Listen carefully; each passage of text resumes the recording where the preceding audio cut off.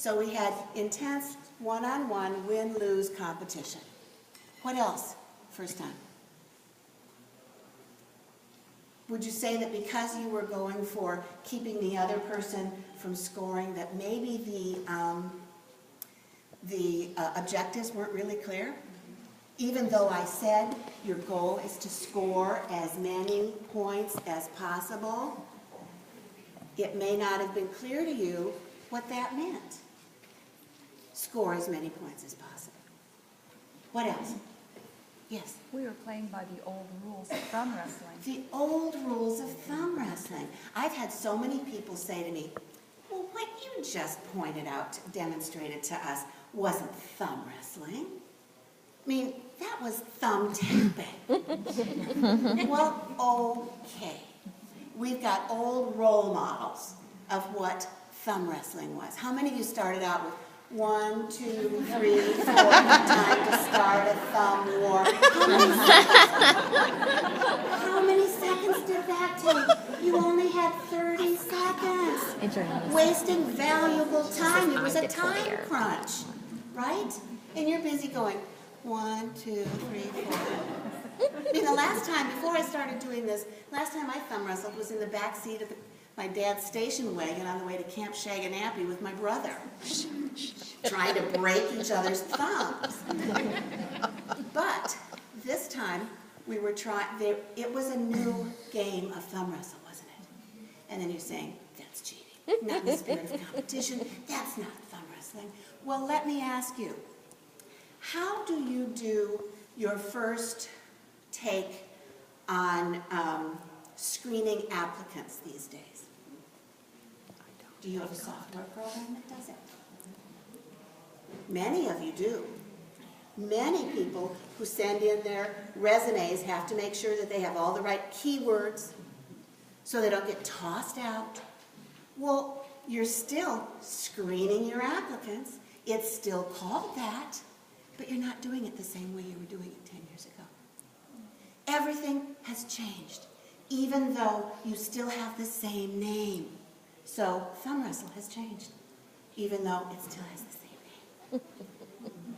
What else was there in round one? Would you say that if I had walked up to you and said, let's thumb wrestle, okay? Now, let me pound on your thumb for 15 seconds, and then you can pound on mine for the second 15 seconds. And you go, yeah, right. Fat chance. Because there's a lack of trust, right? The only reason it works for me when I ask people to do it is because I have some sense of authority standing here in front of the room. But if your partner had said, partner, now isn't that an interesting concept? I told you to face off with that person. You don't face off with partners, right? I'll admit, I used language that was intended and intentionally set you up to think about competition instead of collaboration. Because we don't have language in our business world that necessarily supports collaboration and cooperation.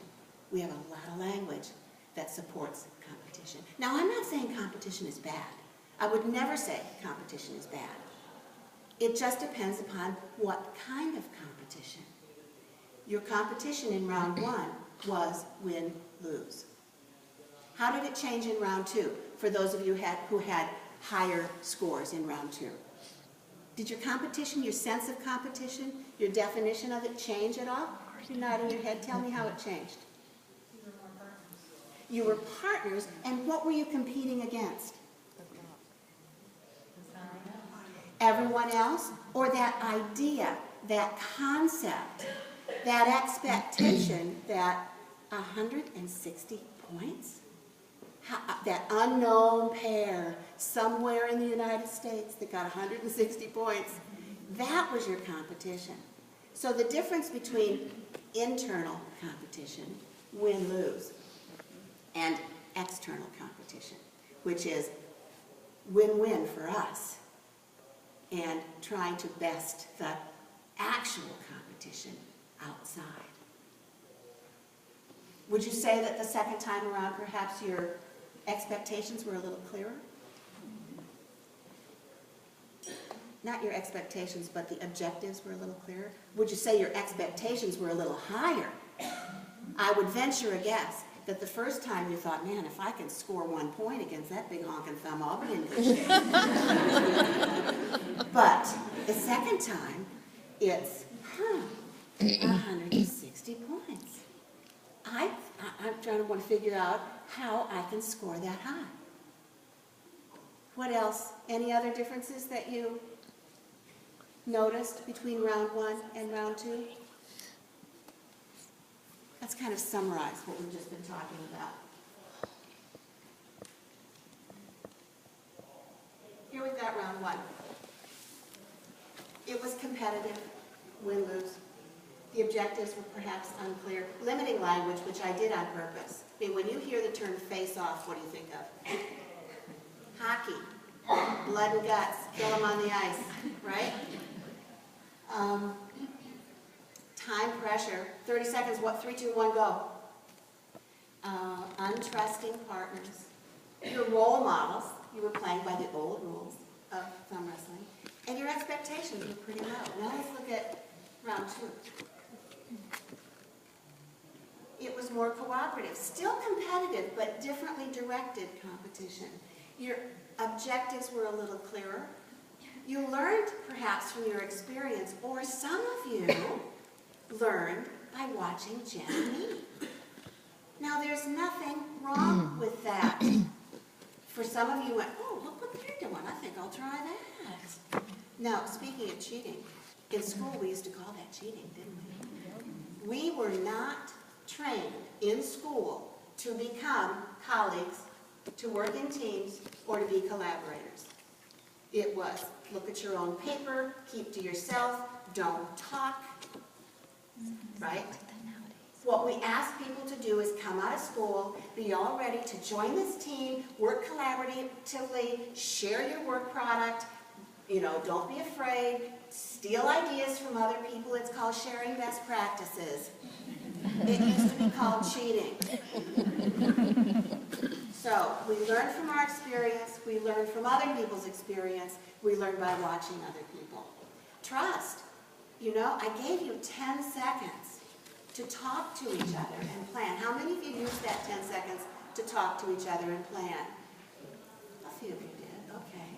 You know that I actually gave you 10 seconds to plan and only 20 seconds to thumb wrestle? And we still got 160 points in 20 seconds. So 2/3 the amount of time, many of you gained exponentially higher scores. So when you're efficient, when there's trust, when you communicate with one another, when you're clear on the objectives, when you've learned from your mistakes, when you're cooperating with each other, your productivity can soar. Using all your resources. Did you notice? Jen and I used both hands. I think we might have been the only ones in the room using all of our resources. If we could use our toes, but then that would have been toe wrestling. So. And the second round was really more about relationships, wasn't it? It was more about working together. More about relationships than antagonists. And finally, our expectations were considerably higher because we set the bar higher. And when you set your expectation higher, you're so much more likely to get a better result.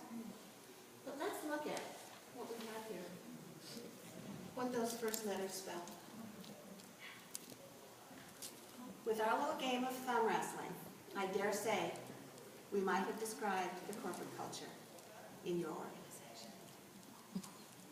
And is your organization more around one organization?